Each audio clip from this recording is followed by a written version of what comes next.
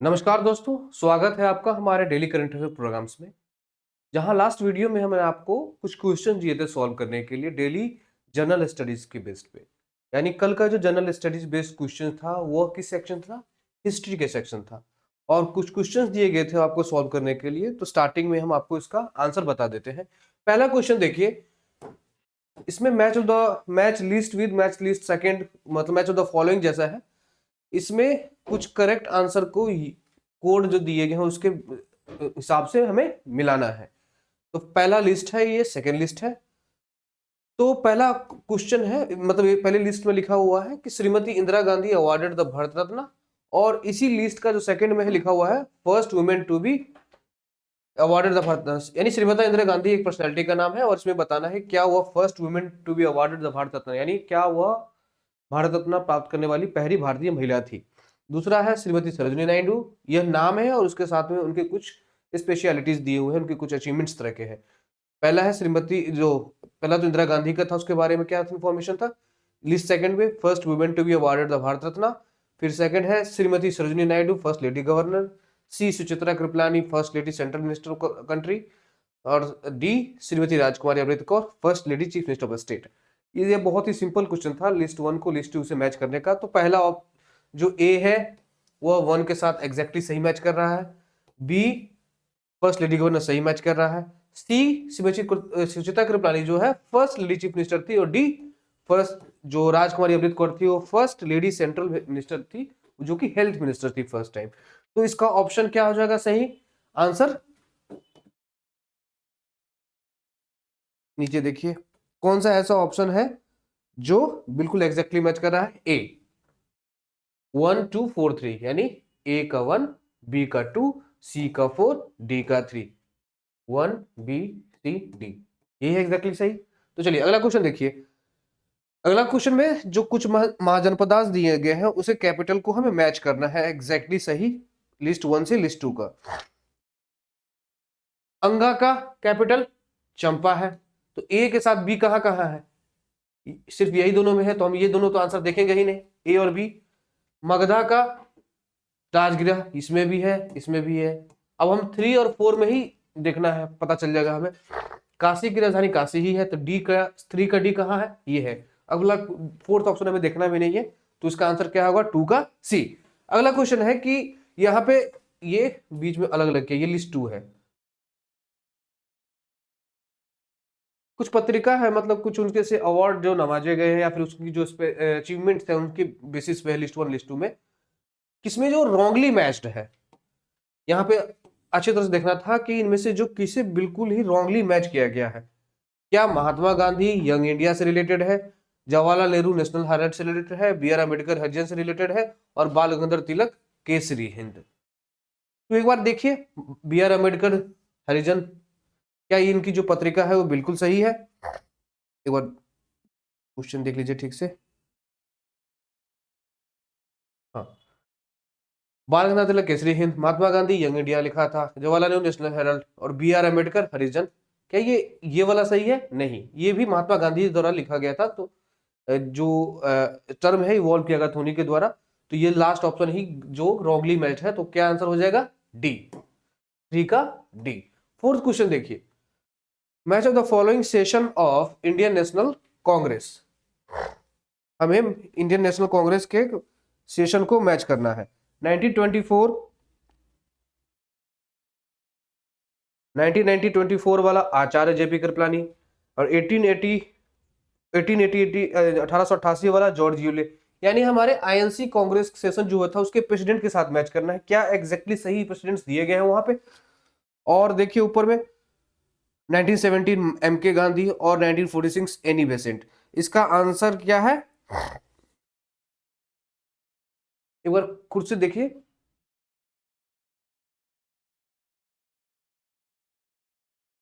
क्या 1924 में कौन थे प्रेसिडेंट?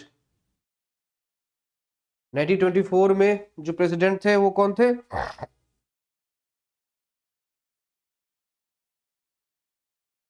एक और से देखिए, इसका आंसर है फर्स्ट का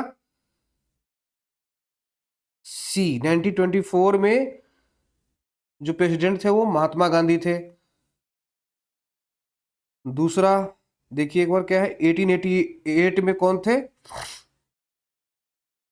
जॉर्ज यूले। और 1917 में जो है एनी बेसेंट थे। 1970 में एनी बेसेंट। और 1946 में 1946 में जो सबसे पहला वाला जो ऑप्शन था, आचार्य जे के कृपलानी, जो बिल्कुल आजादी के टाइम के ही थे, 1946 में वही थे। तो इसका आंसर क्या हो जाएगा? सी। इसका आंसर सी हो जाएगा। अगला क्वेश्चन देखिए, fifth question. Which one of the following is currently wrongly matched regarding 1857 revolt? 1857 की क्रांति के अकॉर्डिंग लिस्ट वन में जो ऑप्शंस दिए गए हैं, क्या लिस्ट टू से एग्जैक्टली मैच कर रहे हैं? तो यहाँ पे क्वेश्चन है रॉन्गली मैच्ड। यहाँ पे कोई ऐसा जो लिस्ट वन लिस्ट टू के साथ जो मैच द फॉलोइंग में कोई रॉन्गली मैच्ड है, वो हमें उसे ढूंढना है। क्या दिल्ली में बहादुर शाह थे, जगदीशपुर में कुंवर सिंह, फैजाबाद में लियाकत अली, और डी लखनऊ लखनऊ में कौन? बेगम हजरत महल। तो एक बार आप सोचिए कि इसमें से कौन सा है जो बिल्कुल ही गलत है, जो रॉन्गली मैच्ड है। लखनऊ बेगम हजरत महल बिल्कुल सही है। दिल्ली में बहादुर शाह जफर थे ही थे। जगदीशपुर में कुंवर सिंह थे, बिहार वाले जगदीशपुर में। और फैजाबाद से लियाकत अली नहीं थे। तो इसका आंसर क्या हो जाएगा? सी, जो ये रॉन्गली मैच्ड है।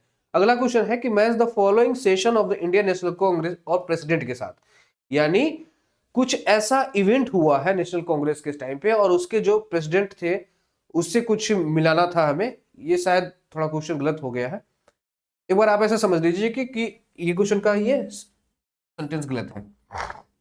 ये ऊपर में कुछ गलत हो गया होगा। आप ऐसा समझिए कि व्हाइटली कमीशन मसाकर किस बेसिस पे हुआ था, बटलर कमीशन किस बेसिस पे आया था, और हंटर कमीशन किस बेसिस पे आया था, और सैडलर कमीशन किस बेसिस पे आया था। ये चार ऑप्शन दिए गए हैं, जालियाबाग, लेबर, एजुकेशन, इंडियन स्टेट्स। तो जालियावाला बाग मैसेकर के बाद कौन सा कमीशन आया था? Hunter commission. तो थ्री के साथ ए कहां कहां है? एक ए में है और एक डी में है। तो यही दोनों में से कोई ऑप्शन होगा, ए और डी में से। अगला देखिए, लेबर से रिलेटेड जो कमीशंस था और इंडियन स्टेट से कमीशंस, एक बार सोचिए क्या कर रहा था।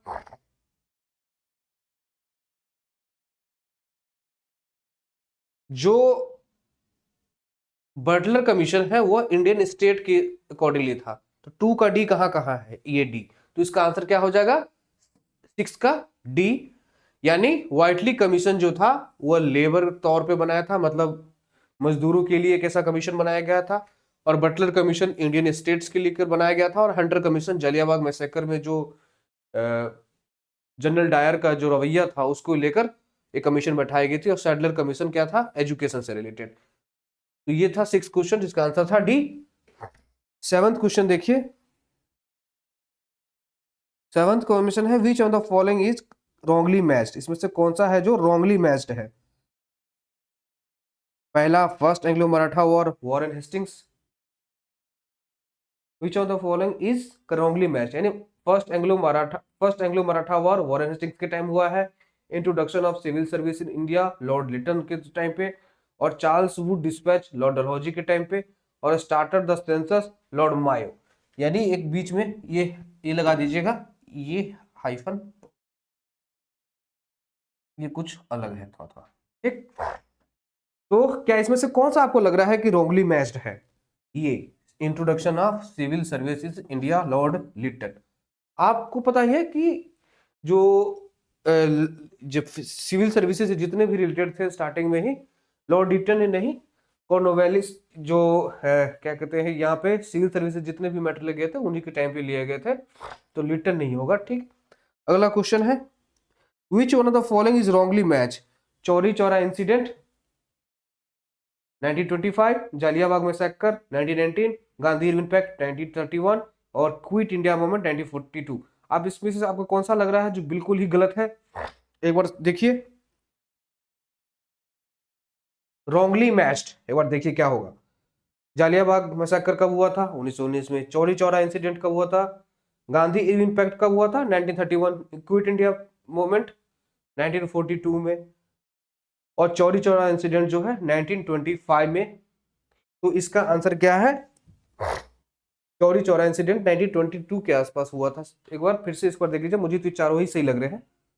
जालियांवाला बाग मैसैकर 1919, 1931 गांधी इन्वेंट पैक्ट और क्विट इंडिया मूवमेंट 1942 और चौरी चौरा इंसिडेंट 1925।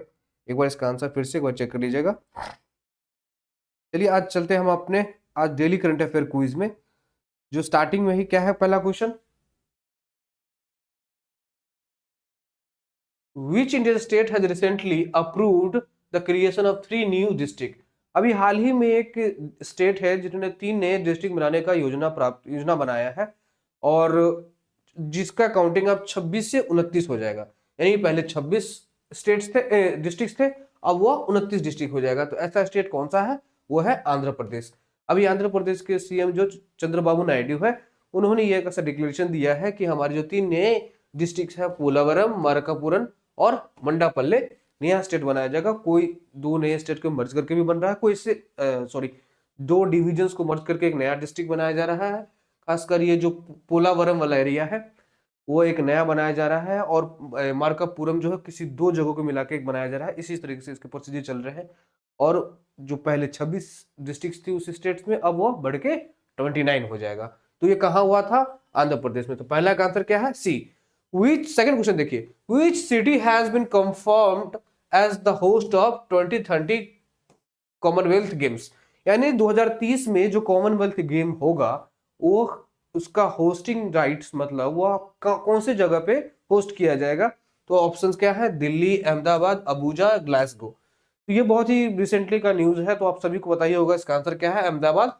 और इंटरेस्टिंगली 2036 में भी जो ओलंपिक होने वाला है उसके लिए भी अहमदाबाद शहर को बिड में रखा गया है। बिड इन द सेंस कि वो लाइन में लगा हुआ अपना ये रख रहा है कि हाँ हमें होस्ट करना है। तो 2036 में पॉसिबिलिटीज है कॉमनवेल्थ गेम्स भी हो जाएगा अहमदाबाद में। अगला क्वेश्चन है कि which state has governed launch the third question, which government launch the रत्याना मिकोशान प्रोग्राम इन नंबर 25? यानी किस राज्य ने रत्याना मिकोशन नाम का प्रोग्राम लॉन्च किया है नवंबर 2025 में? इसका आंसर क्या है? इसका आंसर बाद में देखते हैं, पहले ये रथाना मिकोशन है क्या? ये रथाना मिकोशन एक फार्मर ओरिएंटेड एक प्रोग्राम है, फार्मर वेलफेयर ओरिएंटेड, यानी फार्मर को उसके फायदा पहुंचाने के लिए फार्मर वेलफेयर ओरिएंटेड एक प्रोग्राम है और यह आंध्र प्रदेश सरकार का एक इनिशिएटिव है जिसमें 5 पॉइंट मतलब 5 बिंदुओं पे केंद्रित है ये प्रोग्राम। 5 पॉइंट्स पे। पहला, वाटर फैसिलिटी सबसे अच्छी होनी चाहिए ताकि फार्मर्स को कुछ कभी दिक्कत ना हो उपज करने में।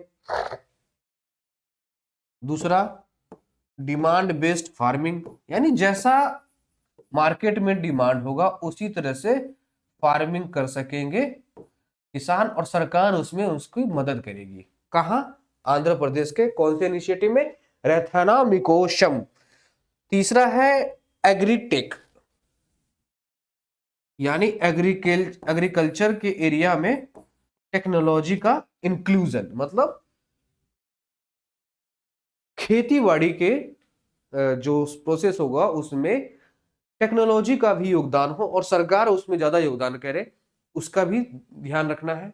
जैसे कि पेस्टिसाइड का छिड़काव हो तो ड्रोन से किया जा सके, जो टाइलिंग वगैरह है उसके लिए जो जितने ज्यादा एडवांस टेक्नोलॉजी हो वो लाया जाए। तो 5 पॉइंट में से क्या क्या पॉइंट्स है?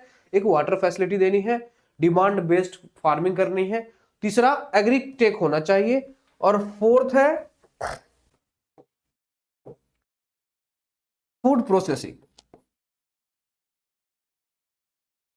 यानी फूड प्रोसेसिंग से रिलेटेड जितने भी मैटर्स होंगे उसको सरकार अच्छे तरह से डील करेगी और सरकार ज्यादा से ज्यादा फार्मर को सपोर्ट देंगे। और लास्ट में जो है गवर्नमेंट सपोर्ट, यानी इन सभी इनिशिएटिव्स और सभी पॉइंट्स को अचीव करने के लिए सरकार का सपोर्ट हमेशा रहेगा। तो ये इनिशिएटिव है, ये प्रोग्राम है आंध्र प्रदेश के सरकार द्वारा, रैथना मिकोशम। अगला क्वेश्चन देखिए कि how many total medals did India win shooting at the Tokyo deaf Olympics?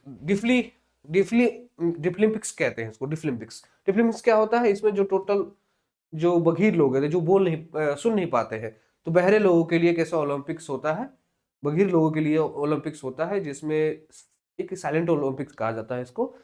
इसमें अभी ये जापान में के टोक्यो शहर में हुआ है। उसमें इंडिया ने एक बहुत अच्छा परफॉर्मेंस दिया है, और इंडिया ने टोटल कितने ये जीते हैं मेडल्स, लगभग 16। तो ये इसका आंसर क्या है, 16, जिसमें से 7 गोल्ड है, 6 सिल्वर और 3 ब्रोंज। और एक जो महिला जो ओलंपियन है, जो डिफलिम्पिक्स में है, एक महित बर्नवाल या महित ऐसी कुछ नाम है उस महिला का, उन्होंने 2 गोल्ड मेडल और 2 सिल्वर मेडल खुद अकेला में ही जीता है। तो इंडिया का बहुत अच्छा योगदान रहा है डिफली ओलंपिक्स में। अगला क्वेश्चन देखिए कि what is the name of the 19th edition of India Nepal joint military exercise held in 2025। अभी 2025 में इंडिया और नेपाल के बीच में जो बायलैटरल एक्सरसाइज हो रहे हैं, उसका नाम क्या है? तो उसका, हालांकि ये पहले भी होते रहे, इसलिए इसके नाम ज्यादा कंफ्यूजिंग आपको ऑप्शन में लगेगा। जैसे ऑप्शंस में है सूर्य किरण 8, सूर्य किरण 9, सूर्य किरण 10, सूर्य किरण 11। इसका आंसर क्या है, सूर्य किरण 9। यानी अभी हाल में इंडिया और नेपाल के साथ जो डील हो रहा है, मतलब ये, सॉरी, इसका 10 है, 10। यानी इंडिया और नेपाल के साथ में जो ज्वाइंट मिलिट्री एक्सरसाइज हो रहे हैं, मिलिट्री एक्सरसाइज हो रहे हैं, वो अभी कौन सा चल रहा है, सूर्य किरण 10वां, यानी इससे पहले 9 हो चुके होंगे। अगला क्वेश्चन देखिए, अगला क्वेश्चन है 6th क्वेश्चन।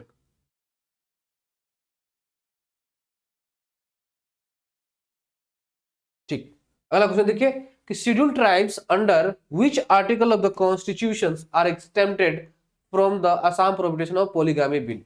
यानी अभी रिसेंटली में असम की सरकार ने एक Assam prohibition of polygamy bill लाई है, जिसमें पॉलीगैमी का मतलब है बहुविवाह, यानी एक से ज्यादा विवाह। यानी कोई भी व्यक्ति एक से ज्यादा शादी नहीं कर सकता, उसके अगेंस्ट में, उसके रोकने के लिए असम सरकार एक प्रोटेक्शन बिल ला रही है, ताकि यह प्रतिबंधित किया जा सके। और यह असम के शेड्यूल ट्राइब्स एरिया में अप्लाइड नहीं होता। तो क्वेश्चन यह क्या है कि आखिर कौन सा ऐसा आर्टिकल है जो इस एप्लीकेशन को, इस कानून को वहां लागू होने से रोक रहा है? तो इसका आंसर क्या है, आर्टिकल 35A। आर्टिकल 35A के तहत ये शेड्यूल ट्राइब्स जो एरिया है, वहां पर ये कानून बहुत सारे लागू नहीं होते हैं। और एक बार याद रखिएगा, पॉलीगामी में बहुविवाह जब कहा जा रहा है, तो इसमें मर्द के लिए कहा गया, मर्द 4 विवाह नहीं कर सकते हैं, 1 2 3, मत सॉरी, एक से ज्यादा विवाह नहीं कर सकते हैं। ये क्या कहते हैं, मेन के लिए एक से ज्यादा शादी नहीं कर सकते हैं, तो उसको कहते हैं पॉलीगैमी। अगर वही कोई महिला एक से ज्यादा शादी करे, तो उसके लिए टर्म है पॉलीएंड्री। याद रखिएगा, कभी ऐसा पूछ जाए कि पॉलीगैमी में क्या दोनों शामिल आते हैं, नहीं, इसमें सिर्फ मर्द के लिए कहा गया। मर्द जब एक से ज्यादा शादी करता है, उसको पॉलीगैमी टर्म दिया गया है, और जो महिला जब एक से ज्यादा शादी करेगी, तो उसको नाम दिया गया है पॉलीएंड्री। अगला क्वेश्चन देखिए, ग्रामा who recently passed away at the age of 141। यानी ग्रामा नाम की कोई एक ऐसी प्राणी है, जीव है, जो 141 साल पे उसकी मृत्यु हुई है, जो कि फेमस एनिमल है सैन डिएगो जू से। सैन डिएगो में एक जू है, वहां की एक फेमस एनिमल, एक ऐसी पशु है जो लगभग 141 साल जिंदा रही है, 141 साल में आको मरी है।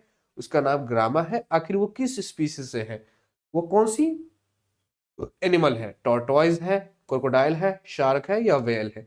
बहुत सारे, अगर थोड़ा कॉमन सेंस भी लगाएंगे तो उनको पता चल जाएगा कि सबसे ज्यादा जीने वाली कोई एनिमल में से है, तो वो टॉर्टोइज है। तो उसका आंसर क्या हो जाएगा, टॉर्टोइज, 7th का A। अगला क्वेश्चन है कि in which Indian city PM Modi recently inaugurated the Safran aircraft engine service India सायसी फैसिलिटी। यह भी हाल ही में किस शहर में प्रधानमंत्री मोदी ने साफरन एयरक्राफ्ट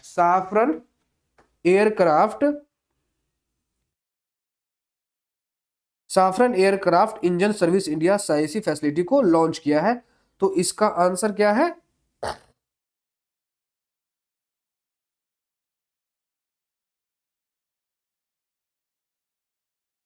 इसका आंसर है हैदराबाद। इसका आंसर क्या है, हैदराबाद।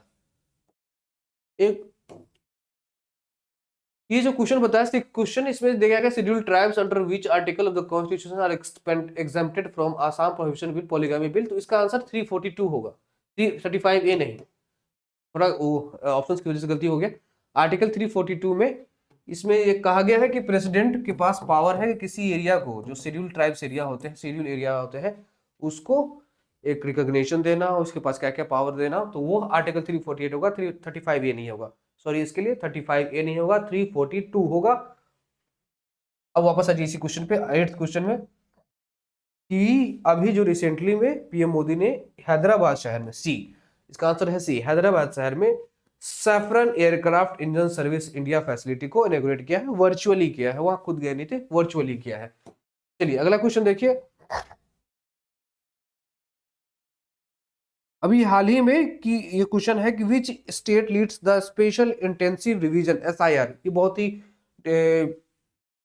न्यूज में रहने वाला है कि ऐसा कॉन्सेप्ट रहा है एसआईआर, यानी इस क्वेश्चन में है कि इंडिया में कौन सी स्टेट है जो एसआईआर के 2025 के डिजिटाइजेशन में सबसे ज्यादा चल रही है, यानी जो डिजिटलाइजेशन जो हो रहा है एसआईआर में उसमें सबसे ज्यादा तेजी से कौन चल रहा है, तो कौन सा स्टेट चल रहा है आपको इस चारों ऑप्शन में से, केरला, उत्तर प्रदेश, राजस्थान और गोवा में से, तो इसका आंसर गोवा है।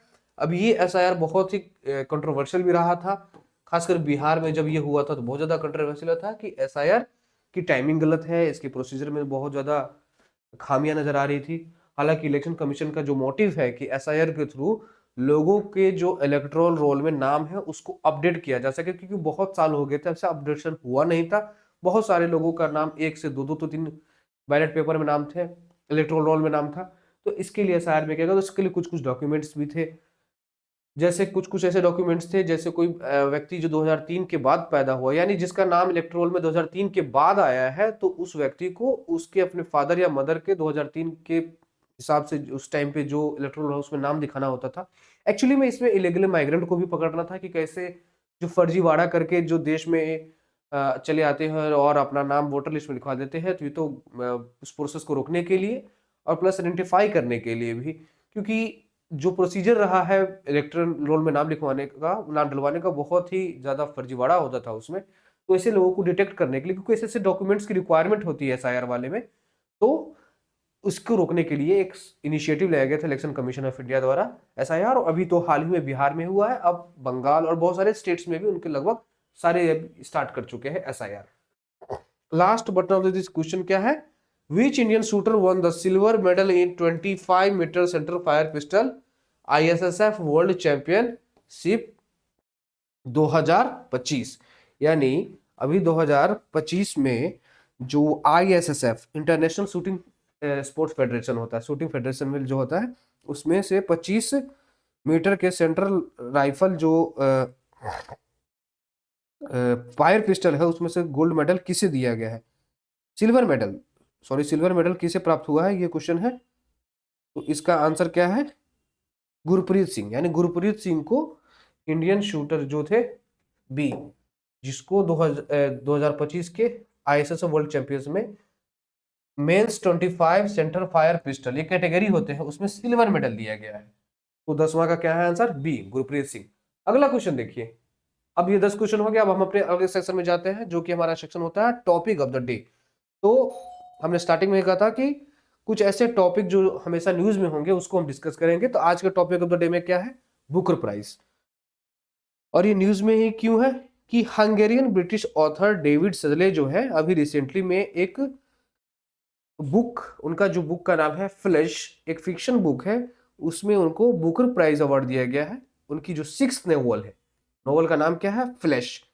और ये फ्लैश जो है एक कहानी है एक ऐसे व्यक्ति की जो हंगरी में उसने गरीबी की जिंदगी जी है और लंदन में जाके एक मिलीनियर का जो लाइफ जीता है, उसकी पूरी एक जर्नी को दिखाता है।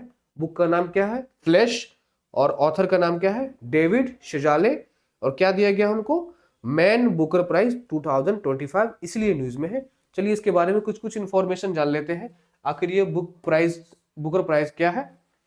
बुकर प्राइज जो है एक ग्लोबली रिकॉग्नाइज लिटरेरी अवार्ड है, जिसमें सिंगल वर्क यानी अकेला उसमें जो अपना काम किया हो उसी की कैटेगरी में मिलता है ये बुकर प्राइज।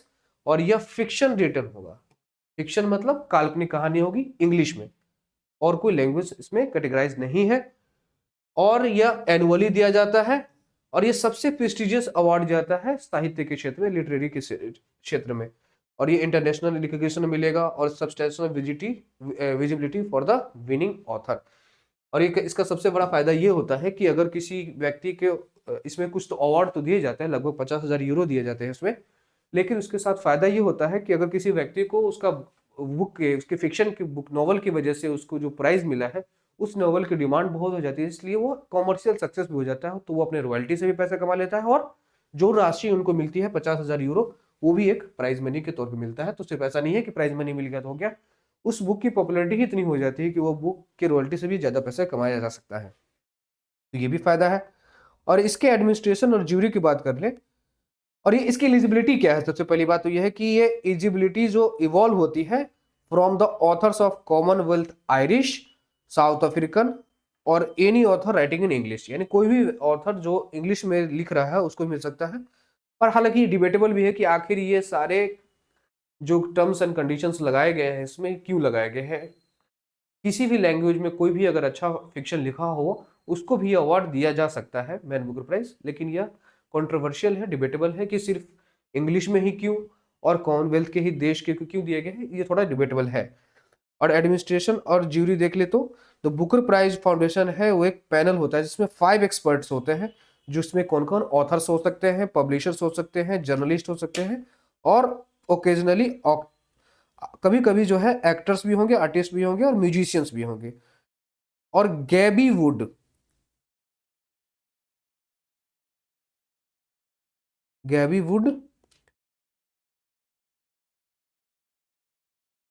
वुड्स जो एक चीफ एग्जीक्यूटिव रह चुके हैं 2015 से, इसके ज्यूरी मेंबर में है। और फाउंडेशन जो है इसकी बुकर प्राइज के ट्रेंडिंग प्राइवेट लिमिटेड से द्वारा ये किया जाता है, इसके सारा कुछ मैकेनिज्म। और हिस्टोरिकल बैकग्राउंड देखें इसका तो 1969 में इसको बुकर मैकेनली लिमिटेड, इनिशियली इसको रखा गया था बुकर प्राइज फॉर फिक्शन, और इसके बाद इसका नाम जाना गया मैन बुकर प्राइज 2002 से 2019 तक। और पहले अवार्ड जिसको दिया गया था वो कौन थे, P.H. न्यूबी। उनकी बुक का नाम क्या था, समथिंग टू आंसर, यानी पहला बुकर प्राइज किसी व्यक्ति को दिया गया था, फर्स्ट अवार्ड जो दिया गया था उसका नाम क्या था, P.H. न्यूबी। और उनकी नॉवल का नाम क्या था, कौन सी कैटेगरी में होगा वो नॉवल, वो फिक्शन की कैटेगरी में होगा। और समथिंग टू आंसर फॉर उस नॉवल का नाम था 1969 में।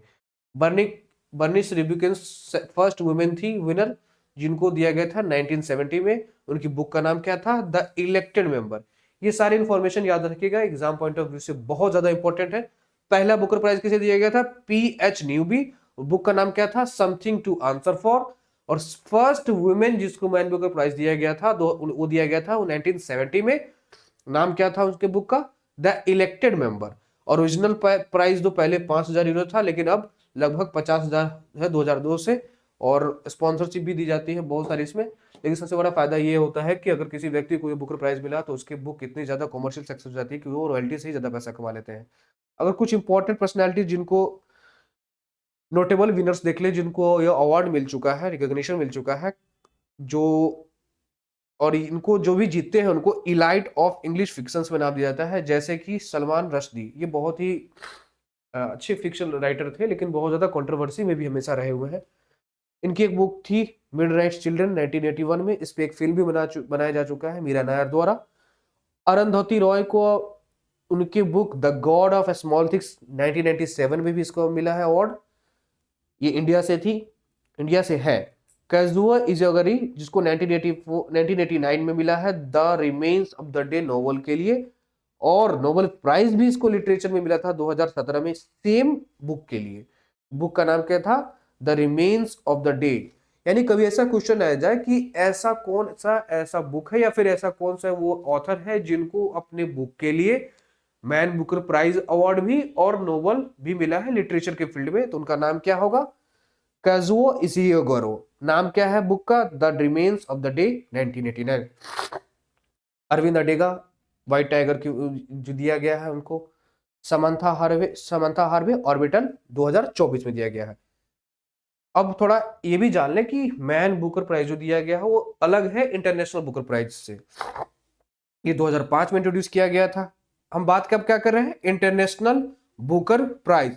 यह इंट्रोड्यूस किया गया था 2005 में, और इसमें जो फिक्शन है वो ट्रांसलेट किया जाता है इंग्लिश में और पब्लिश किया जाता है यूके और आयरलैंड में।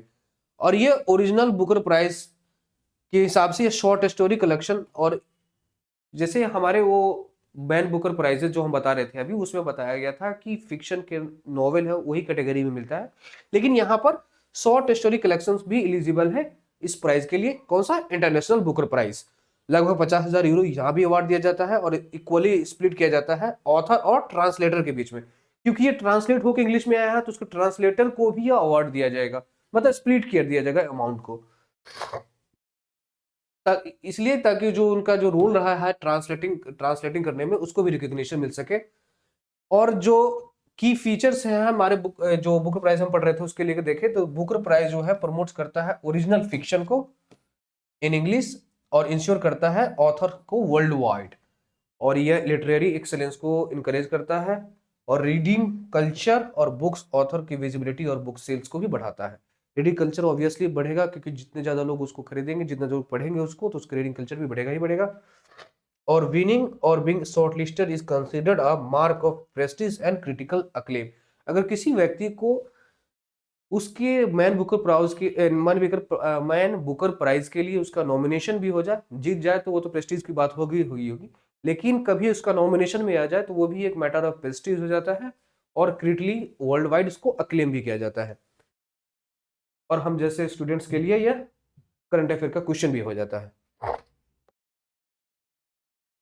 अब हमारे नेक्स्ट जो इसमें चलते हैं, जिसमें है map of the day Bharat, यानी आज ऐसा लोकेशन जो न्यूज में या फिर किसी वजह से ऐसा रहा होगा कि किसी इंपॉर्टेंट टॉपिक में रहा होगा, तो हम उसको डिस्कस कर रहे हैं प्लेस बाय प्लेस। तो आज न्यूज में हमारे map of the day Bharat के कॉन्टेक्स्ट में कौन सा है, north eastern mountain in India. North eastern mountain कौन सा एरिया, पूर्वांचल हिल्स और नॉर्थ ईस्टर्न हिमालय का एरिया वाला ही होगा, और यह लाइज कहाँ करता है, ईस्टर्न हिमालय से, ईस्टर्न हिमालय में कहाँ कहाँ से, अरुणाचल प्रदेश, नागालैंड, मणिपुर, मिजोरम, त्रिपुरा, मेघालय और कुछ पार्ट्स ऑफ असम। ये ईस्टर्न एक्सटेंशन पे है, हिमालयन चेन को बनाता है, और साउथ में जाके अरोकयामा से एक जाके मर्ज हो जाता है, यानी मिल जाता है वहीं पे, कहाँ पे, इंडियन म्यांमार बॉर्डर अरोकयामा। और they are young fold mountain, obviously Himalaya जो है पूरा यंग फोल्ड माउंटेन है, और ये बना कैसा था, इंडिया और यूरेशियन प्लेट के सबडक्शन से। और ये वाला जो नॉर्थ ईस्टर्न वाला जो माउंटेन है, ब्रह्मीज माइक्रोप्लेट से जो उनका कन्वर्जन हुआ था उसकी वजह से भी यह रीजन जो है हाईली सिस्मिक हो जाता है, यानी अर्थक्वेक ज्यादा प्रोन जोन हो जाता है। ये लिथोलॉजिकली क्या है, यहाँ पे टर्शियरी सेडिमेंट्री रॉक्स है, सैंडस्टोन है, शेल है, सिलस्टोन है, मेटामॉर्फिक एक्सपोजर्स भी आपको यहाँ पे मिलेगा। मेजर फिजियोग्राफिक जो फिजियोग्राफिक है यूनिट्स यहाँ पे कहाँ कहाँ है, ईस्टर्न हिमालय में जो कि अरुणाचल सेगमेंट वाला में है, और पूर्वांचल ईस्टर्न हिल्स, और कुछ एरिया जो प्लेट्यू हिल्स जो है वो है मेघालय में, कार्बी एंगलोंग, नॉर्थ कचार, जो हैफलोंग भी एरिया है उसमें। ईस्टर्न हिमालय कहाँ कहाँ से है, भूटान अरुणाचल बॉर्डर से लेकर सियांग रीजन, भूटान अरुणाचल बॉर्डर से लेकर सियांग रीजन तक है। और जो ये एरिया है टोटली स्नो कवर्ड पिक से लगभग 4,500 मीटर से लेकर 5,000 मीटर तक, और ग्लेशियल और पेरी ग्लेशियल टेरेन एरिया है यहाँ पे, जहाँ पे सियांग और सुबनसिरी जो ब्रह्मपुत्रा नदी की ट्रिब्यूटरी भी है, वही एरिया पे जाके यह सारे अपना रिवर जो है अपना मतलब अपना पानी गिरा, मतलब ग्लेशियर के एरिया जो वहां पे जाके सिंक हो जाता है। और स्मेल प्लेट्यूज लाइक है बोम्बीडला और अपटानी जीरो, जो टेरेस एग्रीकल्चर को सपोर्ट करता है वहां पे। पूर्वांचल एरिया में हम ईस्टर्न हिल्स में देखिए तो ये ईस्टर्न एक्सटेंशन है हिमालय के, और ये साउथ और साउथ वेस्ट इंडियन म्यांमार की तरफ बेंड है बिल्कुल। अगर आप मैप में देखेंगे तो यहाँ पे बिल्कुल बेंड है, यहाँ पे बेंड है। और ये कहाँ पे है, नागालैंड, मणिपुर, मिजोरम, त्रिपुरा, सदर्न असम जिसमें कचार, कार्बी एंगलोंग, नॉर्थ कचार भी है, और साउथ ईस्ट अरुणाचल प्रदेश का भी एरिया जो लगभग 90 से 100,000 स्क्वायर किलोमीटर के आसपास है। और पटकाई बूम और एसोसिएटेड रेंज अगर देखें तो यह लगभग असम, अरुणाचल प्रदेश, नागालैंड, मेडोर के जो फ्रंटियर एरिया है उसमें मिलेगा। 2000 से 3000 मीटर एलिवेशन है इसके। और स्ट्रॉन्ग सैंडस्टोन यहाँ पे मिलेगा। और ब्रह्मपुत्र की ट्रिब्यूटरी जहां भी है यहाँ पे सबसे ज्यादा पानी यहाँ पे अपना स्ट्रीम करती है। जैसे क्योंकि ये पूरा एरिया जो अगर मैप में भी देखेंगे तो ये ब्रह्मपुत्र एरिया जो रिवर है उसकी जोन में सारा कुछ आता है। ब्रह्मपुत्र रिवर पता है आपको, यहाँ से स्टार्ट होके ये वाले एरिया से स्टार्ट होके सियांग रीजन से होते हुए इस एरिया से आके असम के प्लेन्स में आती है। तो ये पूरा एरिया जो है कवर हो जाता है सारा कुछ ब्रह्मपुत्र एरिया, और उसके ट्रिब्यूटरीज जो भी होंगे वहां पे सारे पानी का देख। फिर नागा हिल्स में देखें तो इसमें नागालैंड, मणिपुर का एरिया, नॉर्थ वेस्ट म्यांमार में है। और यहाँ पे वाटरशेड कौन करता है? ब्रह्मपुत्र रिवर सिस्टम और इरावदी सिस्टम, जो इरावदी म्यांमार के जो रीजन में भी है उसका भी एरिया यहाँ पे वाटरशेड करता है। हाईएस्ट पीक कौन सी है? सारामती। मणिपुर हिल्स और मणिपुर बेसिन्स को अगर देखें तो इम्फाल वैली और नागा हिल्स के आसपास आपको मिलेगा। और इंटर माउंटेन लैक्वेस्टियन बेसिन लगभग 1800 से 2000 स्क्वायर किलोमीटर, और एलिवेशन क्या है? 800 मीटर ऊपर है। और लोकटक लेक यहीं भी आपको देखने को मिलेगा। की एग्रीकल्चर और सेटलमेंट जोन है यहाँ पे कवर्स। और मिजो लुजाई हिल्स है, उस एरिया को अगर देखें तो यह मिजोरम में है ज्यादातर। और ये कहां से है? मणिपुर से और त्रिपुरा एरिया में ज्यादातर आपको कवर मिलेगा। कौन सा? Mizo Lushai hills north south region में है, और यह डीप वैलीज द्वारा सेपरेटेड है। यहाँ पे ज्यादा आपको रेनफॉल मिलेगा, डेंस फॉरेस्ट है, और शिफ्टिंग कल्टीवेशन जो झूम कल्टीवेशन के नाम से फिर स्लैश एंड बर्न कल्टीवेशन के नाम से भी जाना जाता है। और ये लैंडस्लाइड प्रोन एरिया है, और सॉइल इरोजन भी ज्यादा देखने को मिलेगा। और त्रिपुरा और कैचार हिल्स देखे तो इसमें त्रिपुरा के जो लो शार्पी फोल्डेड इलाका है वहां पे बांग्लादेश बॉर्डर के आसपास ज्यादा मिलेगा आपको। और कचार एंड नॉर्थ कचार जो हैफ्लोंग एरिया बोलते हैं, ये आइसोलेटेड हिल है पूर्वांचल और हिमालय मेघालय प्लेटू के पास, और ये बैरियर बनाता है बराक वैली के और सराउंडिंग हिल्स के बीच में। तो ये सारे इंफॉर्मेशन थे नॉर्दर्न हिमालय, जो नॉर्दर्न ईस्टर्न माउंटेन्स है इंडिया में, उसको लेकर। अब देखते हैं map of the world, map of the day world, यानी आज ऐसा कोई लोकेशन वर्ल्ड के कॉन्टेक्स्ट में जो न्यूज में रहा हो, वो क्या है? Cotopaxi, mount Cotopaxi. आखिर ये न्यूज बनने की वजह क्या है? जो अभी आपने देखा होगा कि इथोपिया में जो एक वोल्केनो आया है, जो लगभग बता रहा था कि 12,000 साल से इनएक्टिव था, अचानक से उसका इरप्शंस हुआ है, और उसके इरप्शंस की वजह से इंडिया के जो एयर स्पेस है उसमें भी जो देखने को मिला है कि क्लाउड्स बहुत ज़्यादा स्मोकी हो चुका है, और एयर स्पेस को थोड़ा दिक्कत हो सकता है। और बहुत सारे एरियाज में भी, जैसे यमन के इलाका में, जो अरेबियन पेनिनसुला के इलाके में भी ये सारे इसके इफेक्ट्स देखे गए हैं। तो आज इसी की वजह से ही बहुत सारे वोल्केनिक एरिया न्यूज में हो जाएंगे एग्जाम पॉइंट ऑफ व्यू से। जैसे आज का है माउंट कोटोपैक्सी। माउंट कोटोपैक्सी है कहाँ? साउथ अमेरिका के इक्वाडोर इलाका में। ये वोल्केनो पीक है कोरिडेल central of Andes, central Ecuador में। और ये वोल्केनो यहाँ पे 19,393 फीट लगभग 5,911 मीटर है। और यह वर्ल्ड के सबसे हाईएस्ट वोल्केनोज के एरियाज में से आता है। और माउंटेन जो है लगभग परफेक्टली सिमेट्रिकल कोन है। मतलब अगर सिमेट्रिकल का मतलब अगर ठीक बीचों बीच काटे तो दोनों तरफ का एरिया जो जगह होगा बिल्कुल ही इक्वली डिवाइडेड होगा। और यह थोड़ा बहुत इंटरप्ट हो जाता है इसके माइनर कोन की वजह से, जिसका नाम है कबेजा डेल इनका।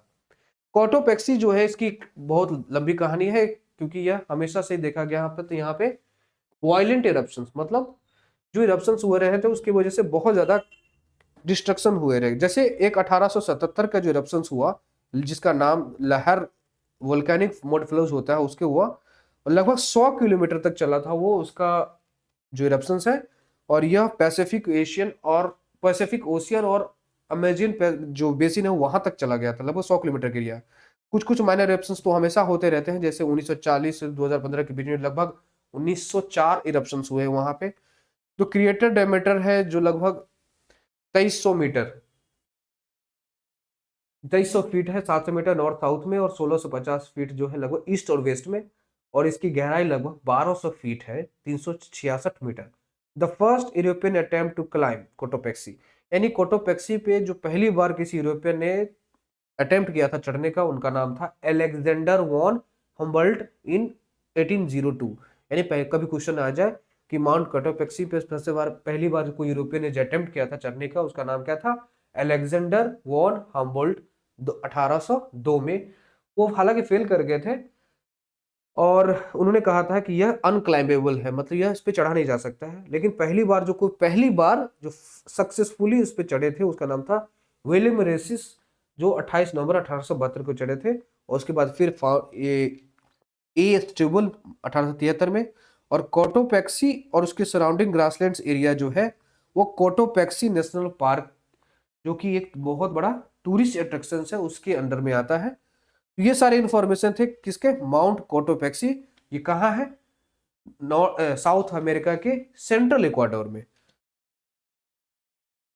अब last section, last but not the least, क्या है, डेली जनरल अवेयरनेस क्वेश्चंस, जो ये आपके लिए है, आपको ये सॉल्व करना है। क्वेश्चंस ये रहे, आप इसके स्क्रीनशॉट लेके इसको सॉल्व करने की कोशिश कीजिएगा। पहला क्वेश्चन एनएचपीसी से रिलेटेड है, सेकंड क्वेश्चन शुगर आउटपुट के से related, third question Vijayawada railway station से रिलेटेड है, फोर्थ क्वेश्चन एफएफआई से रिलेटेड, फिफ्थ क्वेश्चन ये international day for elimination of violence, जो पिछली बार एक करंट अफेयर के क्वेश्चंस में भी रहा है, ये है। सिक्स क्वेश्चन आपके राइट साइड में, fifth six question India science at 17 world cup wushu, seventh question justice M Fathima Beevi, और eighth mount Sinai scientist stage of ageing in blood stem cells by targeting lysosome dysfunction. ये total 8 question है, ये आपको खुद से solve करना है। अगले वीडियो के स्टार्टिंग में हम इसके आंसर बताएंगे। चलिए मिलते हैं अगले वीडियो में, तब तक के लिए थैंक यू वेरी मच।